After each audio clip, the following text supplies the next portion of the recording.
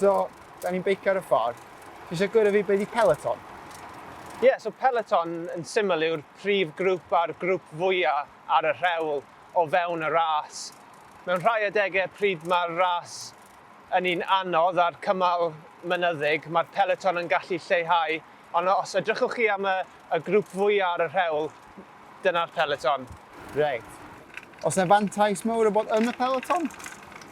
O, yn sicr, chymod, mae'r sgil wynt ych chi'n cael o fod yn istedd yn ganol y Peloton yn gallu fod lan at tua 30% yn haws i istedd o fewn yr olwynion na beth yw i fod ar y blaen. Felly, ydych chi'n safio lot o egni.